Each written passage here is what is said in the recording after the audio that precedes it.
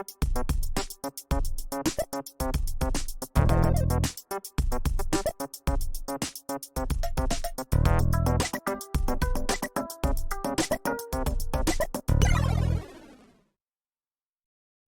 hey, everybody. This is episode 2 of Quasar with Fries. Welcome. My name is Rich Harris. I'm Wayne Grayson. That is Wayne Grayson. And again, welcome back. We had our first episode last week, which was super cool. We're stoked. And this week, we have a whole nother agenda to go over with you. So, hey, Wayne, how was your weekend? Super dope, man. Got some exercise, ate some food, relaxed, watched the Olympics. How about Sweet. you, man? Pretty lazy, actually. I did just about the same thing, did a little bit of music, and then also tried to just go somewhere, and I disconnected from my phone for a little bit and just spaced out in the sky, looking up at the sky and the trees. So that was nice. It's amazing when you turn off your phone. Like I used to, I need to get better about this again, but I used to pick a day of the week on the weekend where I did not look at my phone, and like the night before I would text my adult children like, hey, you're not gonna be able to get a hold of me tomorrow. I'll just text my wife if we need anything, because I'm off this. And dude, when you do that, you'll get to noon, but you'll feel like 20 hours have passed already, and you still have this whole day left, like, because we've been conditioned to fill up all of our idle time with phone stuff. Like if you sit there in Starbucks or whatever and people start coming in and you just watch people come into Starbucks, if there's a line, people's hands, just like the Lone Ranger going for a revolver, or like reaching down into their pockets and going for their phone I'm before terrible they've about even it. stopped. Me too. I'm totally bad too. This is not a judgmental statement on my part at all. I'm the worst. So No. But when you take a No, day, but it's just when you see it, and then you realize it's extremely liberating whenever you don't have that thing to reach for sure. It's so great. It's so great. It just kills productivity. This wasn't on the agenda, but I just sent you a link. See if we can open it up here in the window. But I just sent you a link on a phone that I have been like, I haven't bought it, but it's definitely like something that I would really like. I love the idea of it. It's called the Light Phone. But basically I don't know if it's e-ink. It's like an e-ink like screen. But it's, there's one that's available now that's even kind of smaller, the Light Phone 2. And then the new one is the Light Phone 3. So it's got like an e-ink screen. So there's no color, like you're not going to want to watch a video on this thing. I mean, you could, I guess, if you wanted. But it's not. There's no flashy colors to draw you into certain apps. You can still read like emails and do text messages and stuff like that on it. Dude, this is hilarious. I literally was just talking to my wife about this exact product last week. It looks awesome. I mean, the only problem with it is that you really can't. It's I think it's on pre-order, and they're not going to ship it for a few months. So it looks like it's hard to get. Yeah. But like this is such a fantastic idea. And again, it would be complementary to whatever you actually have. I mean, you have your phone when you need your phone, and then you can like drag this thing around when you're like, I'm going somewhere. I don't want to take pictures with my crappy phone camera or my okay phone camera. I'm bringing a real camera for that. And I literally just need a communication device that is more functional than a dumb phone. I think it's awesome. I hope they sell out and make a ton more. I hope this becomes e-ink screens are now getting to a place where they're very, very useful, where you've got like high refresh rate, color is coming to e-ink. And then like that new Daylight tablet, that's another one that the Books Palma is an e-reader in the shape of a phone. The only problem with the Books is that it doesn't have, cellular connection. But I want this thing so bad, just for the exact reason that you're talking about. Because like with this in your pocket, you're just no social media, no video watching. You're just not going to be as inclined. I love it, dude. And I wonder though if I'm assuming you have to get like a different phone number and stuff too. There's not like a way to connect the two. So I'd have to. They need to figure that out though, like, right? Because like I think the whole idea of these complementary devices, like they did it for watches, But if this is a category that kind of takes off, one thing you could do, and so like I actually have 2 data plans on my iPhone because I do service through Mint and Visible. And my Mint service is like $15 a month, and then my Visible service is like another like 20. But okay. I do it so that I can switch between for traveling. So I can switch between if Mint service is not okay in one area and Visible service is not okay, you can switch between the two. And so that if you put it on like a cheaper carrier like Mint, and if anyone has ever thought about getting Mint or Visible, fantastic. They're both fantastic. It's just like using T-Mobile or Verizon, but you're paying $15 a month. Right. Well, sweet. Well, hey, let's move on to the agenda today. So the first one, the one that the entire world is following right now, which is the Olympic Games in Paris, Summer Games. Yeah. Super stoked. There's so many cool little tidbits to talk about here that, everybody's been talking about already, I'm sure ad nauseum. But I will say the first one, and the one that I am the most excited about, to be perfectly honest with you, is this. Gojira.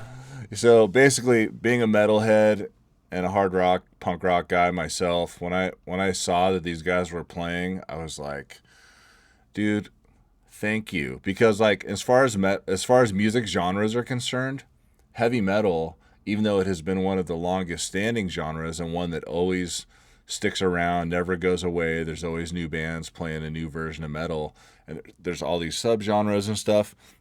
When it comes to the mainstream, even when metal bands win Grammys and stuff like that, they're still underserved. There's a few bands that like built a bridge into the mainstream, like Metallica and Slipknot and some of these other guys, but bands like Gojira tend to just are stuck doing like niche things, niche metalhead events, metal shows, blah blah blah. So to have them on like the world stage, regardless of what kind of music you like or whatever, was like a bold statement. I thought that was really, really cool. Side note, they crushed it. It was incredible. I mean, like, I think that you're seeing the reaction to this. It was it's like France is putting exactly Gojira and like the performance itself was incredible. They had like a headless Marie Antoinette, and it was just dope, dude. It was so cool. So like, and then they had a bunch of pyrotechnics, and they're like on the side of this castle, and they're like in the parapets, like each band member was in like their own individual parapet. It was just dope. It was like one of the most metal things that you could possibly imagine. And so like I'm not a huge metal head, but I like metal. I like certain metal bands like Opeth and a couple of others. And like, I had never even heard of Gojira because I'm just not, but you're not in that genre. Yeah. They killed it, man. They were so good. And so like, I'm a fan now.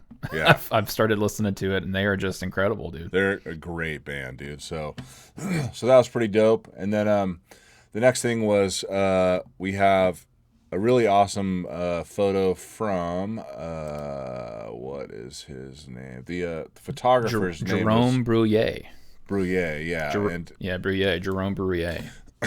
And this thing made its rounds all over the internet. We've all seen it ad nauseum now, but it literally looks like this was photoshopped onto the screen. And I watched the video footage too earlier today. Yeah. There were 2 different camera angles. One was from the shore side, so you could actually see, because this camera angle is from behind the wave. You can't see the wave. Yeah, you can't see it. It's already crashed, but I saw from the other side, and he just comes out of this insane barrel and then whips it back up there, and I saw him do this from the backside. It's not nearly as interesting as this photo. And then when you see the footage from this side, he's only in that position doing that for like a nanosecond, and then he's gone, right? But it is so perfect. Like the board is lined up at the exact same horizontal spot as his feet. It's just incredible. Like everything is perfect. Yeah. So I started following that photographer from OWC's accounts today too, because I'm excited to just see what else he does. I love that I discovered a new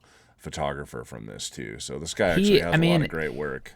It's like you said, like the angle is so unconventional. And yeah, when you watch the video, you're kind of confused because it's just like a normal surfing video where he goes into kind of like the barrel of the wave. And then as he was coming out on the other side, he kind of did like a little jump almost off the board. And then you realize kind of like the way that it ended up like this, where they're kind of side by side, is obviously the board is tethered to him. And so when he jumped, it kind of brought the board with him from being flat to kind of up in the air with him. But like, yeah, such a, I don't know. It's like from that angle, you just, this is kind of like the importance, right, with photography of just like body positioning and just kind of like where you decide to set up shop can literally, like if you're in the pool with the 300 other photographers, you're not probably, I don't know, and there were probably other photographers with him from this vantage point. I assume this was like, was this on the water?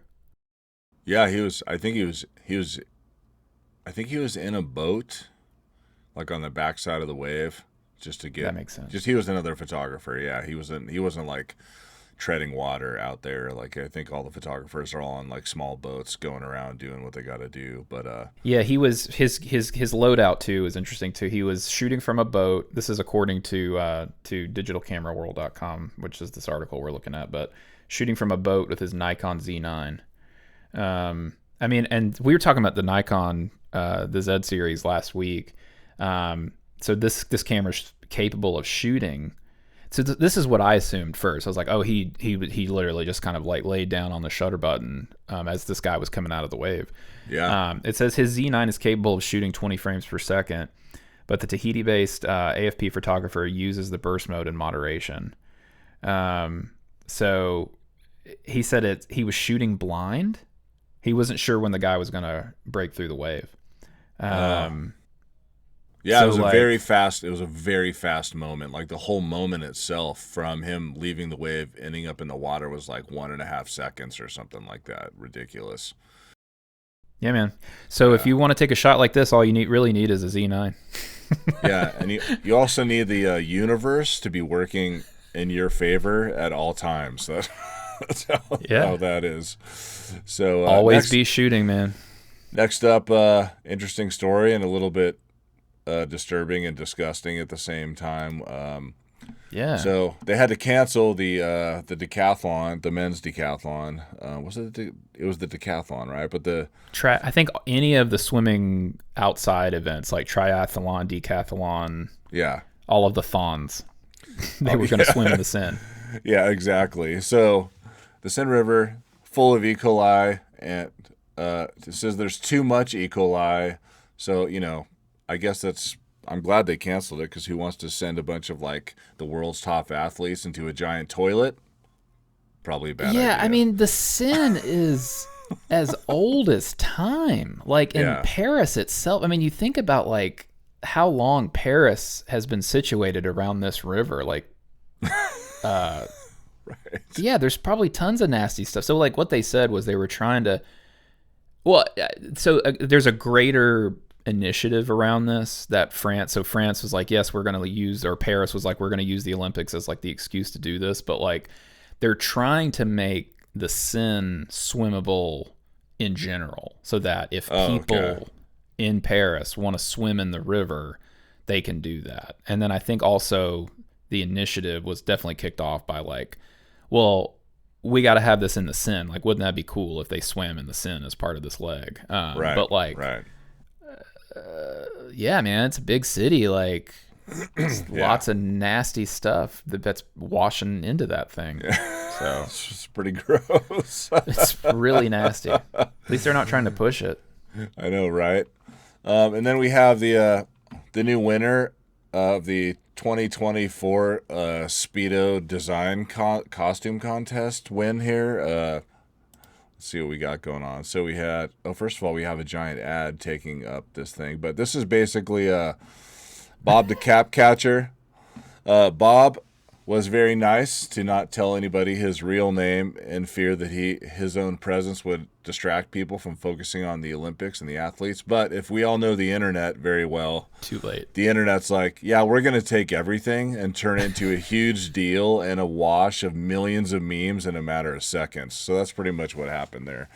It's just like, what's this guy doing, man? It's like he's not competing. He's definitely not wearing any country's uniform, and he's jumping in after caps. Apparently, Bob the cap catcher. I mean, you look at this guy. I mean, that's a sweet bathing suit. Let's be honest. I tried to zoom in on it, and I was like, what's on there? Is that like SpongeBob or like what? I think I'm gonna like, nobody would think this was, if this dude, right, that's half of it. If this dude was wearing a normal Speedo, we would not think, but it's also like, he's got like a confidence in the way that he's walking to the pool and diving in that I think that everybody has keyed in on here. It's just like, yeah, I'm the cap guy. I go in and I get the caps after they've gone into the pool. I don't know, man. It's just everything about him. He's just he's meme worthy, dude. Like, that guy is like, this is my job, and I'm honestly, I'm crushing it out here. And and he's walking around like, you wish you were me. Okay. 100%. He's not like, like the guys, the kids at Wimbledon and that like bust their butts to like get to the ball and then get off the court. Like, this is the opposite. Like, similar job, but like keeping the area clear, but like none of the rush. He's just kind of like, this is a man with purpose, and he's doing his thing. I'd love to know, is that all he does? Like, how do you get this job? I know. Did you have to go to school for that at community college, or like, what? Is there his resume? There's some weird little phys ed degree you can get to be that particular guy. I don't know, but the confidence, being emitted from that dude in that context is next level. Hopefully, he has unseated Hawk to a girl, and we can move on from that as a culture. I am not going to touch that one with a 30-foot pole, but okay. Someone who finally deserves, attention and being a meme. Yeah, man. Yeah, so. Exactly. Next up, another thing that was really, really funny. So there's a previous Olympian named Daniel LaBelle. He's a runner, and he decided to post this thing on Instagram where he literally he was just running, but in totally different outfits, situations, different sets of shoes. Let me just kick this guy off here. So here, this first one is him dressed as like Chewbacca or Cousin Ed or whatever, is phenomenal. We got the Grinch. The Grinch is good. Easter Bunny. SpongeBob. This dude runs so hard, man. He's like Tom Cruise times 10. I know. It's that uncanny like upper body control where it's just like nothing is moving but his feet. I mean, oh my gosh, this guy. The crazy thing about this is they're shooting this from a vehicle, and he's like keeping up with the vehicle. Like, the vehicle is having to like, he's a former runner, right? Oh yeah. I think he did like the 100-yard dash or something like that, but he's legit. So this guy definitely knows what he's doing, and now he has taken his talents and he's using them for what they really should have been used for in the first place, which is running in these costumes. So, all right. So next up, we have this is my favorite. So I don't know if you remember a while ago, Snoop Dogg doing what Snoop Dogg does. He was narrating, I think it was mongooses having to deal with like predators or something like that, or a snake, or anyway, whatever it was. And Snoop, in his typical libated state, was narrating this thing, and it was the funniest thing the internet has seen in a long time, to get the Snoop version of basically the what's the normal nature narrator documentary. Who's the guy who narrates all of those things for Discovery and stuff, the British dude, Attenborough. Thank you. Yeah. So I'm shocked I came up with that. Sorry. Snoop is like the modern day urban David Attenborough. Yeah, exactly. Yeah. And he is so freaking funny. So what he did was he offered some commentary on this badminton match here, and he's just ridiculous. He must have been NBC has got him everywhere at the Olympics. Yeah. He's like sitting with families and swimming with David Phelps, swimming with Michael Phelps, David Phelps. David Phelps, Michael Phelps is slightly less famous twin brother. Yeah, he was like a second cousin from Arkansas somewhere, you know. I'm David Phelps. He's like, I only swim in the hot tub, but you know, I'm almost there. Yeah. Phelps. But dude, Snoop Dogg narrates this thing, and it's funny because when you listen to Snoop Dogg talk here, he must not be in his normal, I'll just call it a state of mind, because his energy level is much higher when he's commentating. He's very quick, yeah. But I'll play right now. I think we should be able to get the audio in here too. Oh, I love this badminton right here. This is a great rally right here between China and the U.S. right here. As you see, it don't stop to the casket drop. They rocking and rolling, back and forth. Give me that. No, I need that. No, over here. No, over there. What about over there? No, what about there? No, give me that. I need that. That too. No, set it up somewhere. Get out. Wait a minute. Hold it. Way up in the sky. Now down. Back up. Over there. Now over here. Get out the way. Move. I told you we need that. That was a good point. It don't stop till the casket drop. That line at the very beginning. It don't stop till the casket drop. He's like, no, over there, no, over there, no, man, we need that. What are you doing? No, up in the sky. Oh my gosh! I told you, over there. I told you we needed that. Oh my gosh, so good. Anything that guy does is like gold, and it's kind of funny because you look at where Snoop came from. That guy came from the hood, man. He's a legit, grew up in a really, really tough hand of cards, you know, that he was dealt. But he went from like one of the pinnacle gangster rapper dudes to like America's sweetheart, you know, like. Well, it's that positivity, man. And you know, even like Snoop's always been funny and fun. And like you know, even in like the NWA days and stuff like that. I mean, like. There's just something about, I feel like, his whole vibe that's always been like super positive and kind of silly and everything like that. And it's just like, you know, as he's gotten older, I mean, it's just like he is one of our national treasures. Long live Snoop Dogg. Yeah. Also, I think that whole national treasure thing for him broke wide open the first time he showed up on TV next to Martha Stewart. Oh, for sure, dude. I was like, what? And they had this like chemistry, and all of a sudden Snoop's audience went from music fans and like urban music fans to like all the stay-at-home yoga moms, you know, in like white suburbia. Like, oh my gosh, Snoop is a sweetheart. I had no idea he could bake pies and stuff too, you know, or whatever. Anyway, super funny. All right.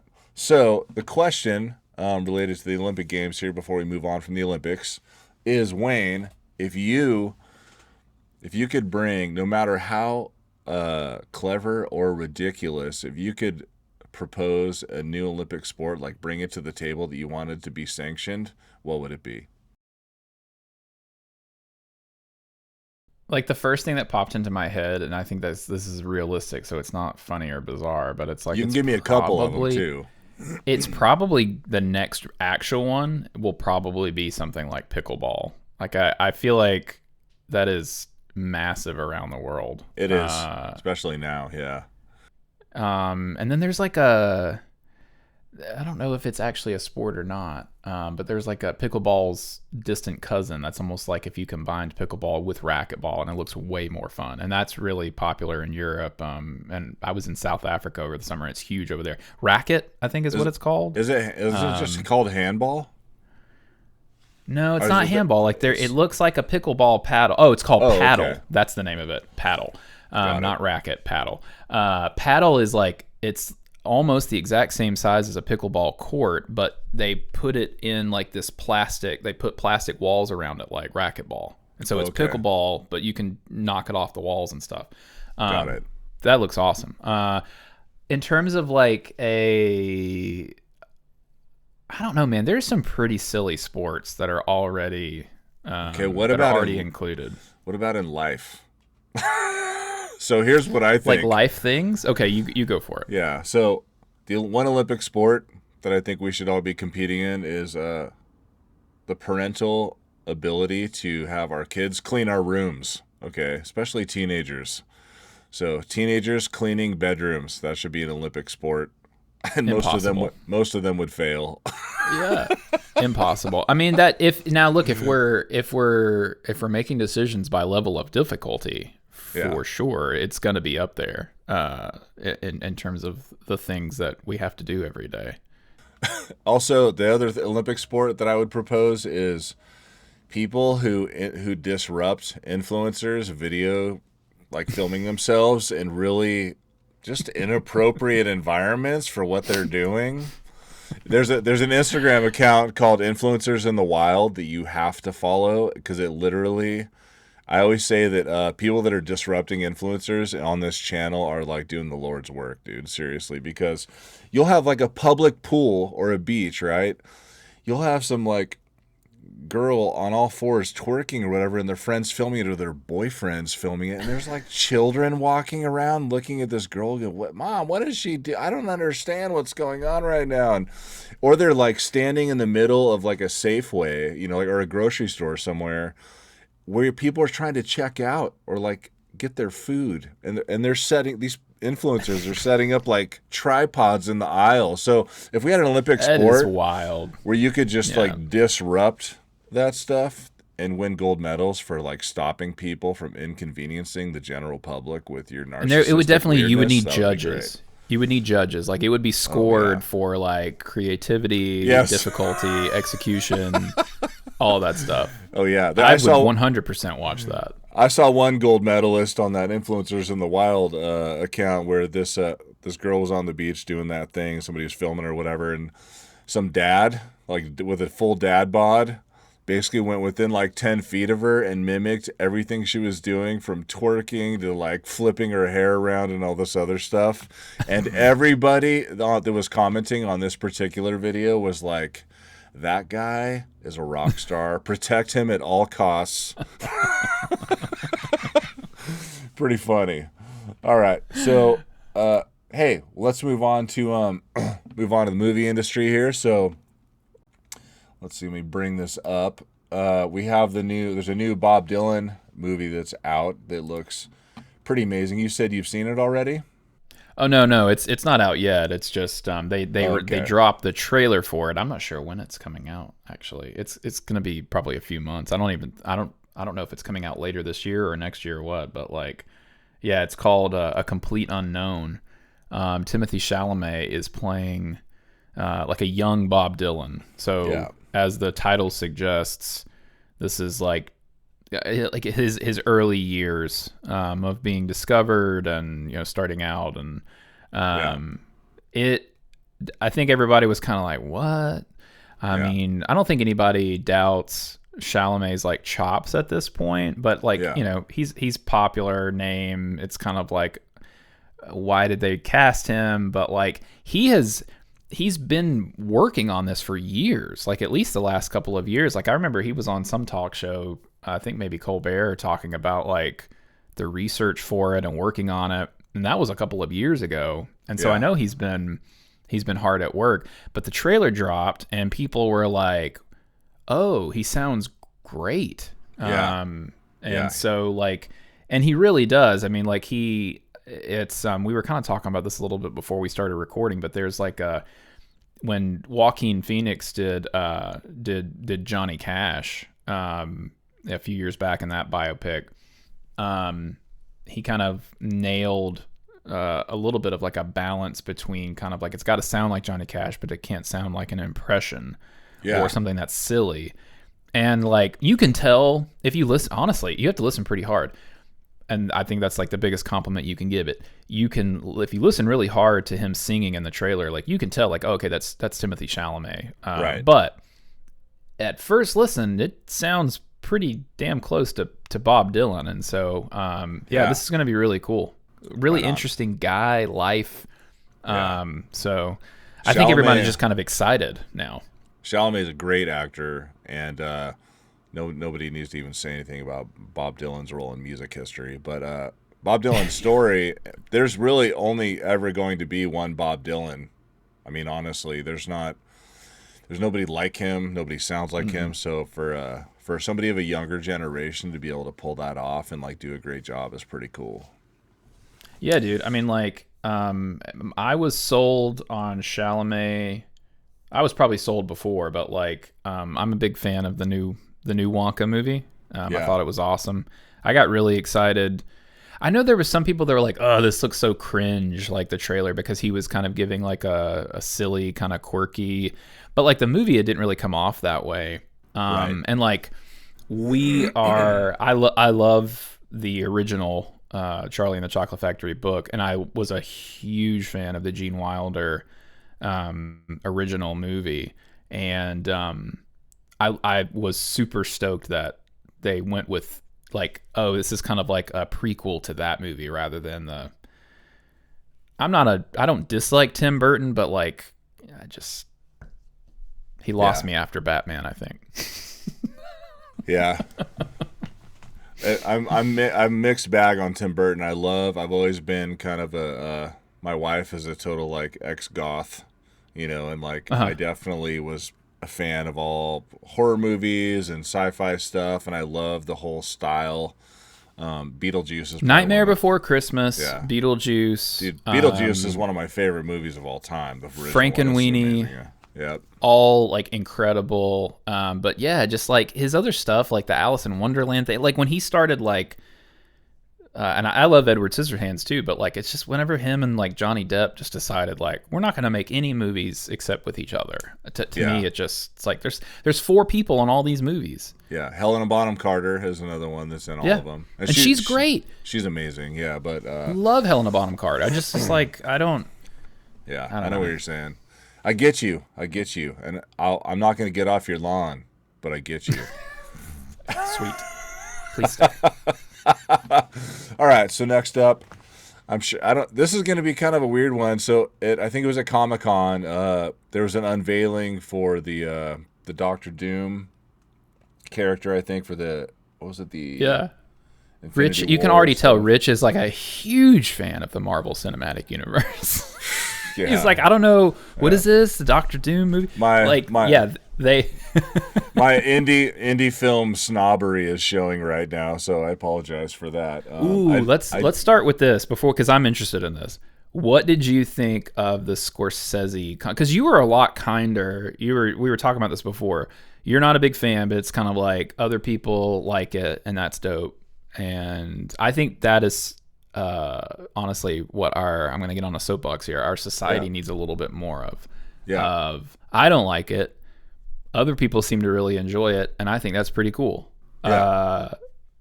But like, what did you think of like when Scorsese came out and was like, that's not cinema, or that's not a movie? I don't think that's for anybody in the industry to proclaim, because it's art is a very subjective thing.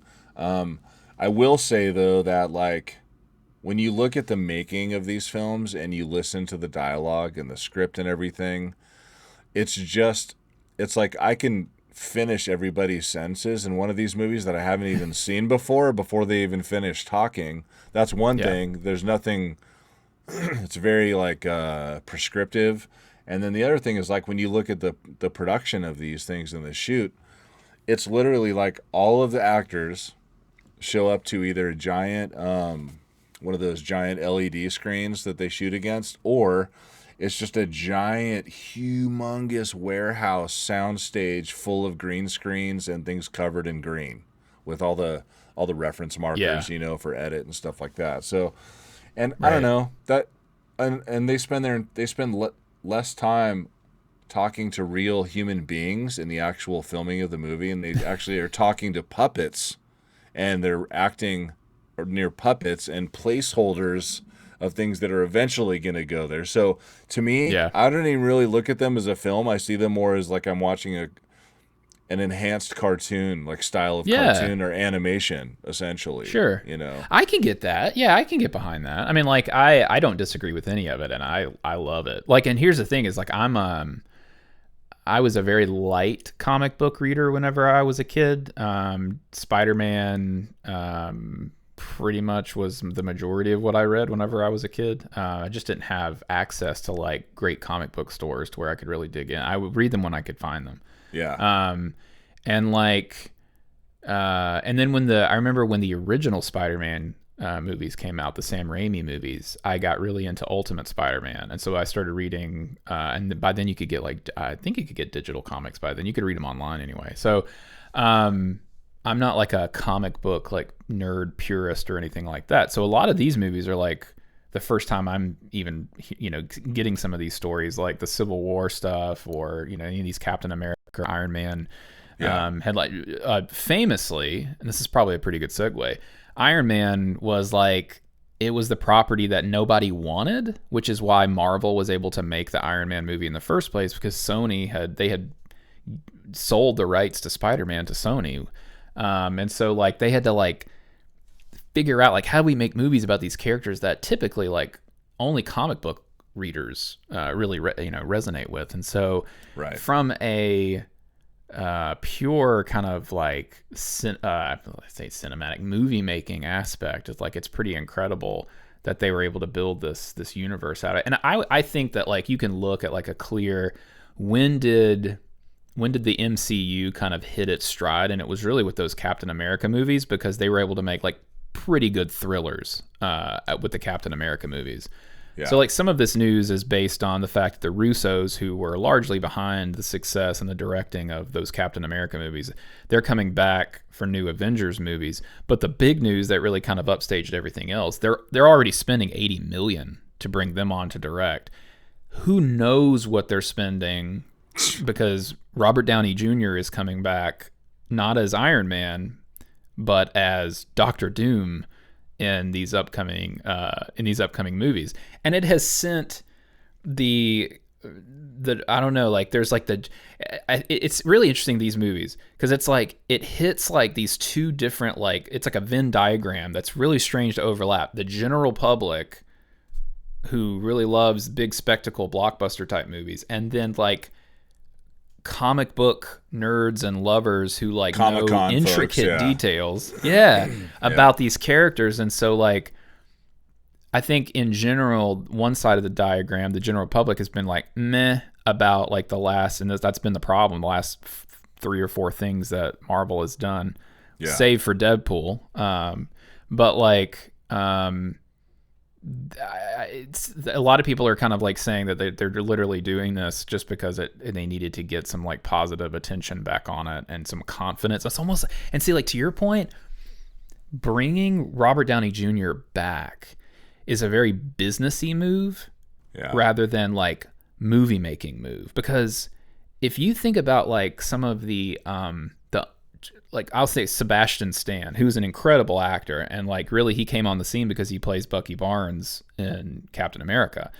And we've gotten Anthony Mackie is another like fantastic actor that like they got their start because of these massive movies that they were in. Mm-hmm. And some of the directors of these movies that were given shots that became like household names, like that is honestly where a lot of the MCU magic comes from. And I think that one of the reasons that Robert Downey Jr. coming back is like a completely different character, and is it going to be tied to the whole multiverse thing? All of the story points aside, I think some of the negative reaction that it's getting is because it's like, you guys used to like take chances on people.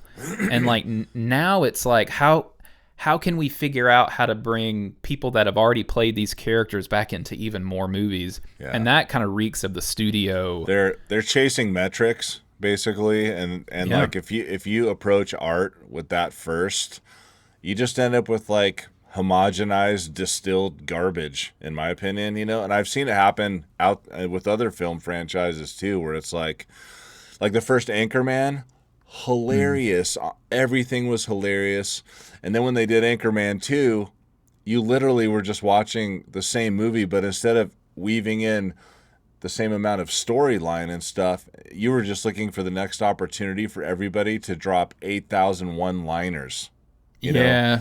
And that just like, it wasn't even funny.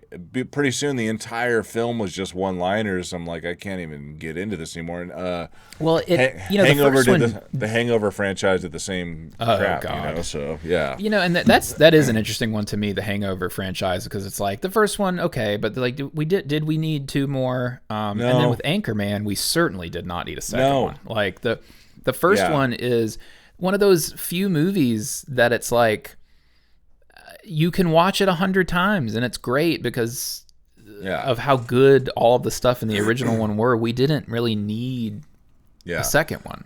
I'm sorry, but I'm kind of surprised those guys did a second one. Dude, movie industry executives, in my opinion, they just don't know when to quit. They don't know when to like let something just be amazing and be a classic on its own and stop messing with it. Like, we don't need part 2, 3, 4, 6, 7, 8, 9, 20. Right. It's like that was something that we did in the 80s and the 90s with film. Like, we don't need to do that anymore. So if you deliver something that's incredible, stop there. You know, put that actor maybe in another film that's about something else and still leverages their quirkiness and their characteristics, you know, like Will Ferrell, whatever. But like, right.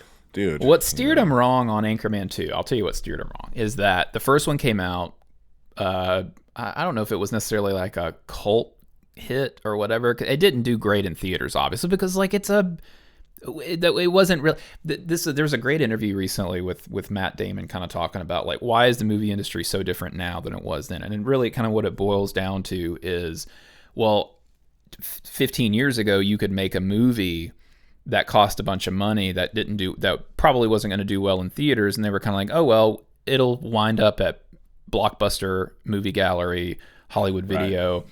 Someone's going to like grab it off the shelf, go, what's this? Okay, we'll just grab it with the 3 other things that we're going to get, and we'll get money that way, or other people will buy it.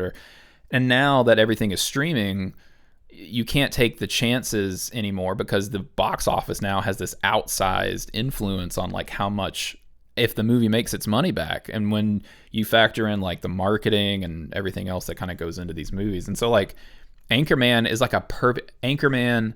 There are several other movies from that. Foot Fist Way, Anchorman, Napoleon Dynamite, yes, even Talladega Nights, and then Hot Rod is another one of these. Like those movies just don't show up in theaters anymore. And the reason that they used to is because you would rent them and kind of see what it was all about. And like, I think what happened with Anchorman 2 is Anchorman became a cult classic on DVD, and then Talladega Nights came out, and Talladega Nights, if I remember correctly, blew the doors off the box office comparatively. Oh, yeah. So good, dude. That movie is still hilarious. My wife and I have seen that like 1,000 times, dude. It's so good. And so I think that they were like, oh, well, Anchorman 2 is a sure thing.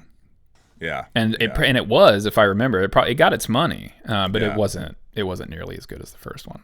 But no. Talladega Nights. There's so many great movies from that era. Or have you seen Hot Rod? Oh yeah, yeah. That is one of the. If you have not seen Hot Rod and you love kind of like those quirky, random comedies from like the mid-aughts, you've got to see Hot Rod. It's one of the funniest movies I've ever seen. That's the Andy Samberg one? Yes. Yeah, love that They guy. wrote it. Or no, they didn't write it. I think that they were just in it. So him and Yorma are in it, and I think Kiva Schaefer directed it, but I don't think they wrote it.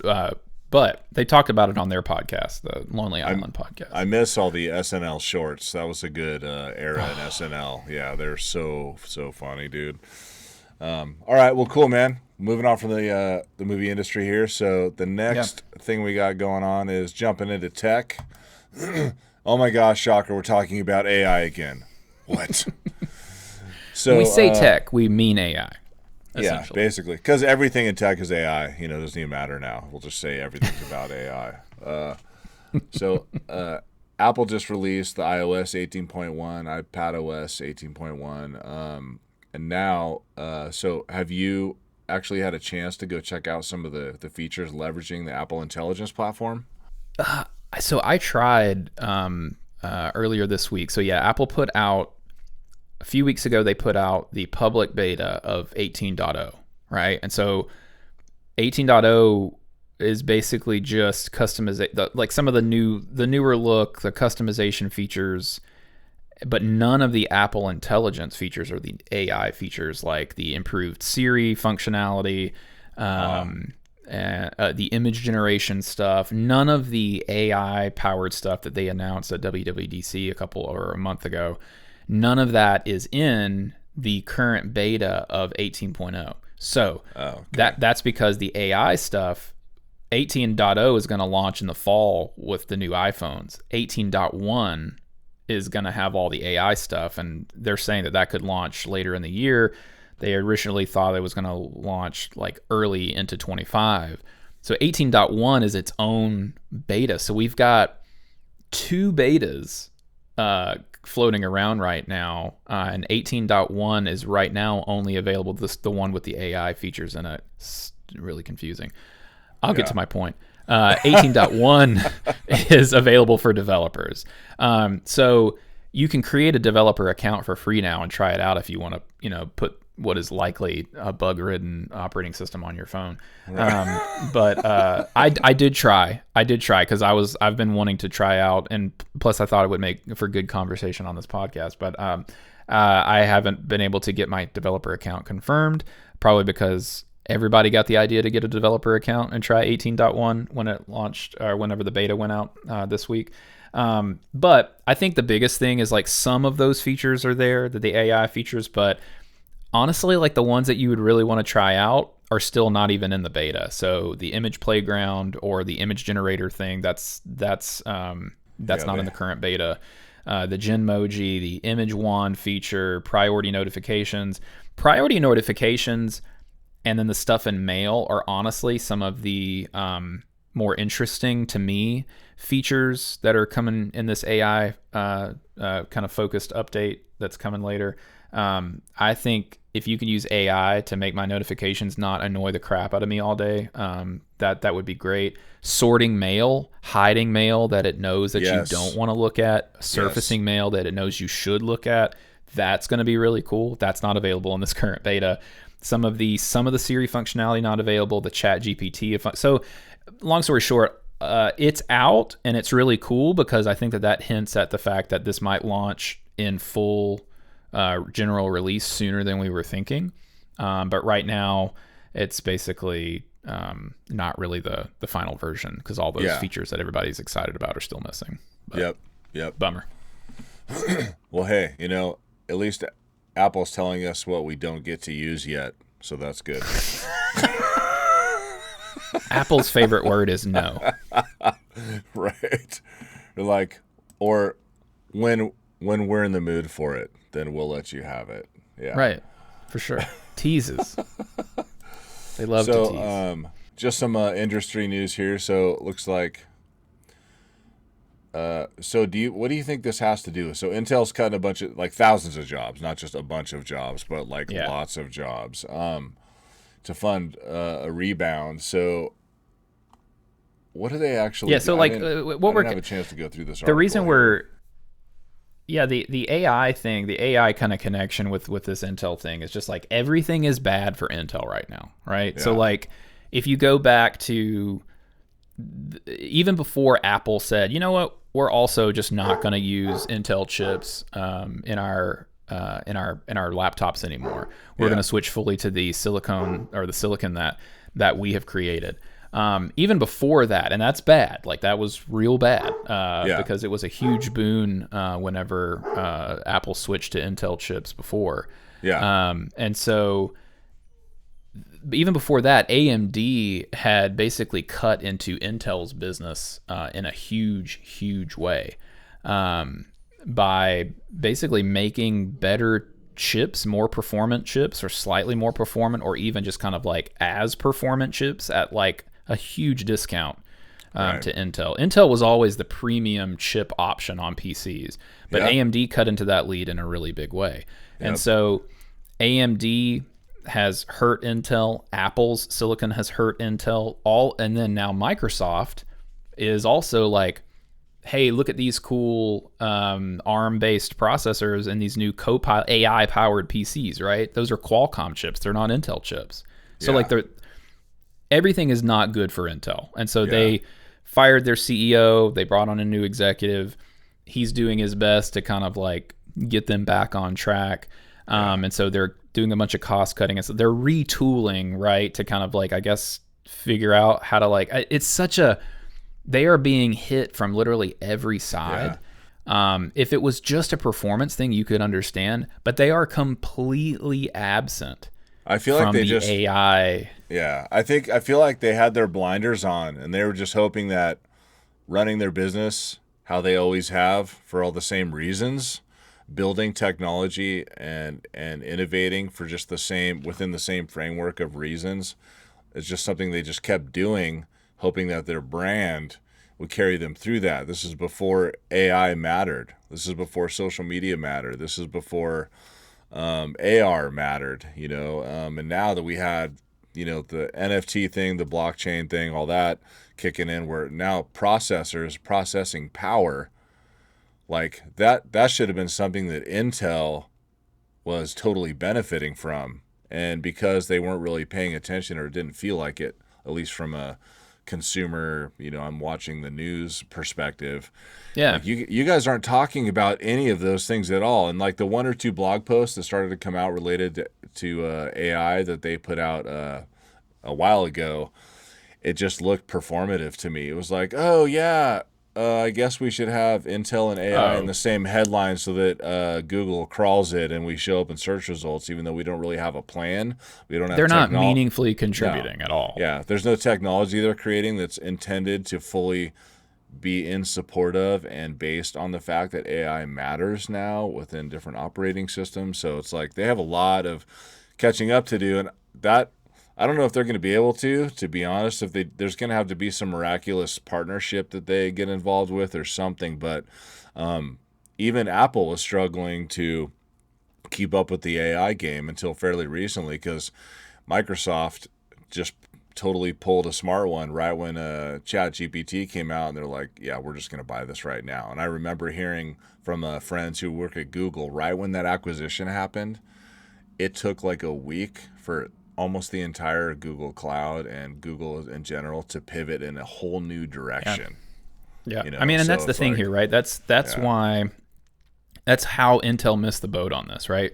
And look, it's kind of hard to blame them, because the world for the longest time was very PC. When I say PC, I mean like laptop, desktop. It was very PC workstation centric. And then with the introduction of the iPhone and Android, all of a sudden we moved to a very mobile centric. And then as mobile kind of caught on, this whole thing called the cloud and cloud computing. So everything has moved away from the personal computer and into the cloud and onto the phone. And there was an opportunity there for them to jump on, and I'm sure, Intel's share on cloud computing is probably pretty solid, but what they could not afford to do at that point is lose points on the perform side. And AMD just started eating their lunch. And so you can see it on the consumer side with people that build their PCs. I mean, like there's lots of good reasons to go with an AMD chip and an AMD graphics card. Intel is not known for graphics at all. AMD is known for pretty good graphics and great processors, whereas NVIDIA, owns the graphics space entirely. Intel didn't like pivot. They just kind of kept making the same chips that they always had, and then trying to convince everybody that ARM was not the way forward instead of making their own ARM chips. And it has just cost them immeasurably. And now, I think the most depressing thing about this article, which is just talking about how they're slashing jobs, it obviously talks about NVIDIA sprinting ahead in the development of chips for AI, which is obvious. But their conclusion is that they are betting they can, quote, improve their technology, and they've embarked on a plan to build factories and manufacture semiconductors for other chip makers. Yeah. And I'm like, that's the plan? Yeah. There's no like, hey, you know what? We need to switch to ARM, and we need to start developing our own ARM chips, or we're going to get into AI. We're going to make our graphics chip, our graphics processor unit, graphics processing units better. There's just like none of that. And so like it wouldn't, I don't even think to like IBM, their downfall was interesting because they were a workstation company that has pivoted into like basically like enterprise and servers. Intel could technically do that because they have the name, but in terms of being a chip maker, it's really hard to see them coming back from that. Totally. It's tough. And I love AMD. They got something to share here right now. So I love these guys. I have an Alienware machine. So before the Mac Studio came out, if you wanted to get the Mac equivalent or the Apple equivalent of like a really nice video editing machine, you know, with like the NVIDIA card that at the time when I got it was like top of the line, you know, the 24 gigs of memory or whatever. Right. I was like, well, I could spend 15 grand with Apple, or I could spend $6 grand and like have a totally fast machine with the card that I want. And I'm not a big Windows fan, to be honest. I left Windows in 2005 permanently for many, many, many reasons. And so, but I also didn't have discretionary income, just like in piles of cash, like, you know, right, Daddy Warbucks behind me over here. So anyway, I got this system and I love it, and it's stable and it's super fast.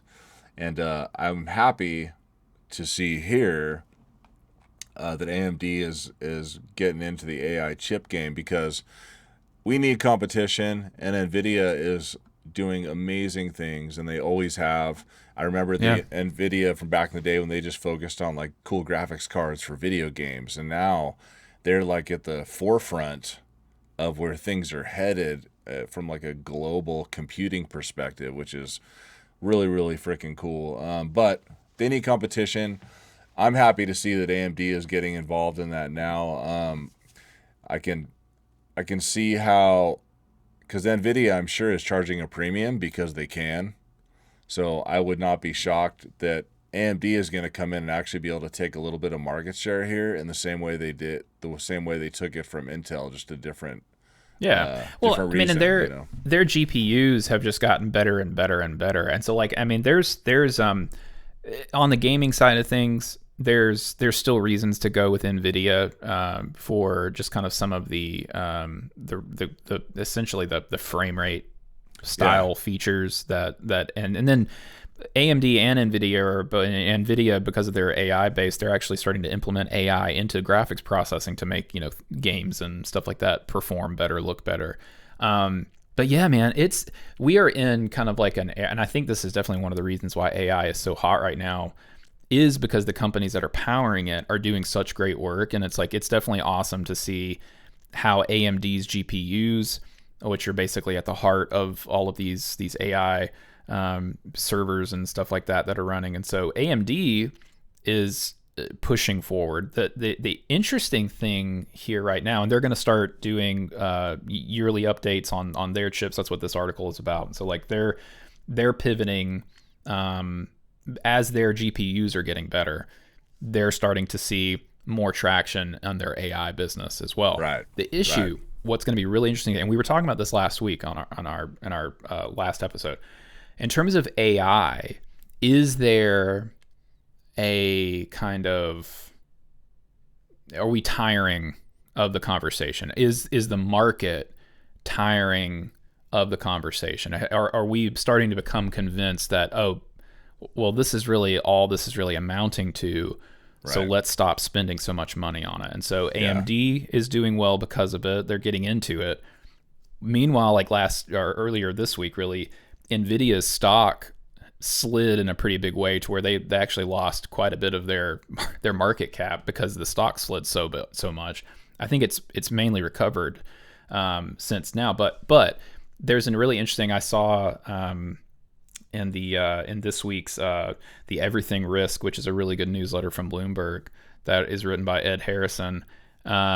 He was talking about his newsletter is about just kind of like the overall economy, and he's been tracking for obviously the last 12 months. Like, are we going to go into a recession, or is it going to be a soft landing? All this good stuff.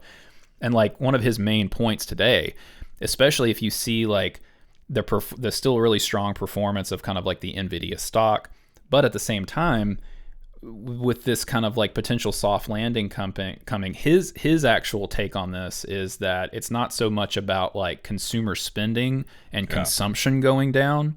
in the next few months, if you think about what has been fueling the stock market and specifically the S&P 500, you mentioned it earlier with NVIDIA being like the top company in the S&P 500.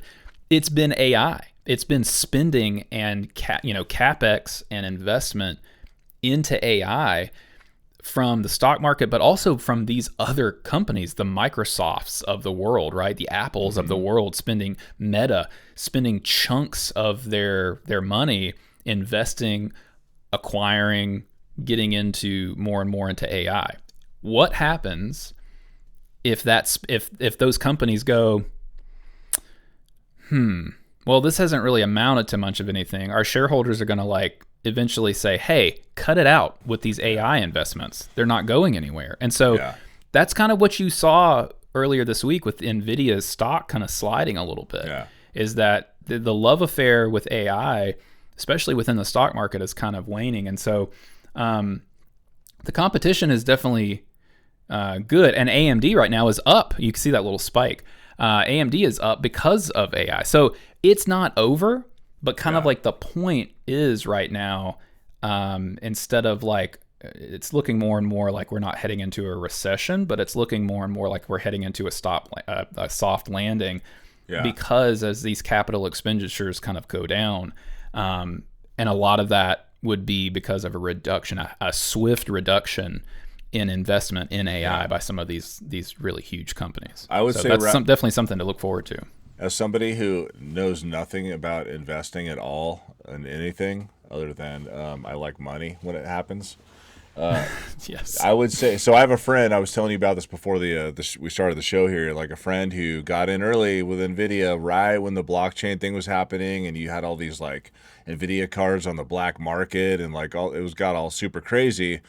And then the AI conversation started to bubble up, and he was like, crap. And so he picked up I don't know, 500 to 1,000 shares of NVIDIA before they turned into this super behemoth. And so my point in saying that is, if AMD is going to start getting into the game to level the playing field a little bit with competition and creating processors and products to do what NVIDIA's chips are doing, may or may not be a bad time to pick up some of their stocks. I don't know. Don't take my word for it. I don't know anything. This is not investing advice.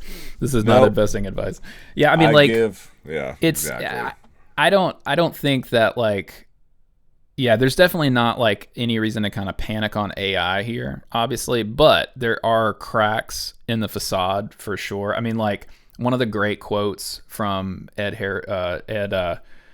Harrison's newsletter this week was, and this is kind of some of what we were talking about last week, is that Wall Street is starting to have a more skeptical view of AI as kind of like an investment tool. But it's he said a few weeks ago, there are no commercially available applications for the mass market or enterprises earning any company. So no apps, no applications, nothing for by any company that are earning revenue on the scale of, say, advertising, productivity, software, app stores, or cloud storage.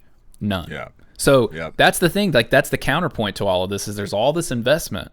And it's well, how long is that going to go on before something actually pops up that's earning a bunch of money? So when is the money going to start to come in?